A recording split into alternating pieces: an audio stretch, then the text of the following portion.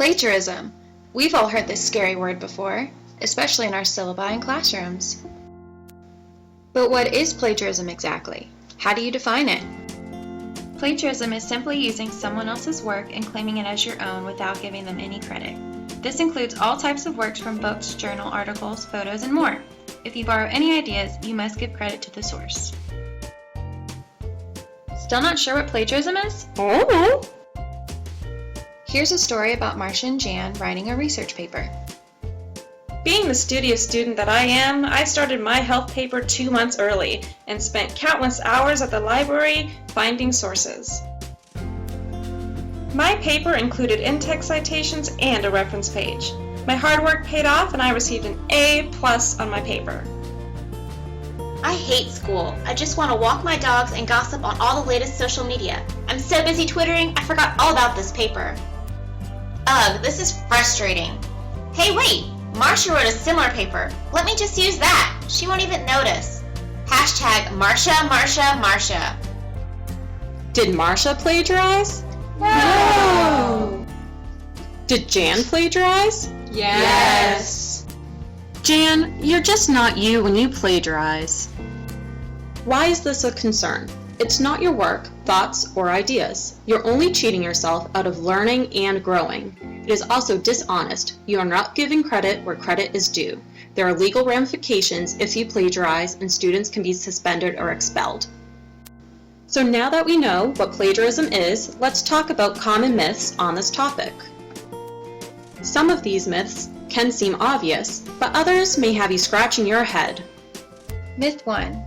Self-plagiarism is when you try to pass off your own previous work as new work, like by changing the date on a paper. But you need to give credit to yourself too, you know? Myth 2. It's not uncommon for people to copy and paste photos and videos into PowerPoint presentations and not give any credit to the source. Wrong. Myth 3. In-text citations are not sufficient. If you include a source in the reference page, it must be cited within your manuscript, and vice versa. Myth 4. The percentage Turnitin generates for your paper does not determine plagiarism. It detects similarity. So although your paper may only be 20% similar, if that text is not properly cited, you may be in trouble. Myth 5. Plagiarism isn't just a concern while you're in the classroom, but it can occur once you're out in the professional world as well. Myth 6. Plagiarism isn't always intentional. If someone isn't proficient with citing sources in the appropriate referencing style, they may unintentionally plagiarize. Myth 7. Although APA explains a way to cite block quotations, it is recommended you paraphrase others' ideas into your own words to the best of your ability. Well, now that you know some general myths about plagiarism, we also want to educate you on legal ramifications. Let's think about Jan. What's gonna happen to her? Is she going to fail the paper or the class? Get suspended or expelled? At WSSU, plagiarism is an act of academic dishonesty and could result in suspension or dismissal. Uh-oh, poor Jan. WSSU graduate school research projects must be in APA format, and any student who commits an act of plagiarism, including a first offense, shall be penalized based on their infraction. If plagiarism occurs, it goes from your instructor to the department chair and then to the dean, who then determines the penalty. The final decision is made by the Vice Chancellor of Student Affairs. Some plagiarism penalties include a letter of reprimand from the dean, a lower grade or even an F for the assignment, class, or both, suspension for 1 semester or part of a semester, and worse, you could be expelled or withdrawn from the university.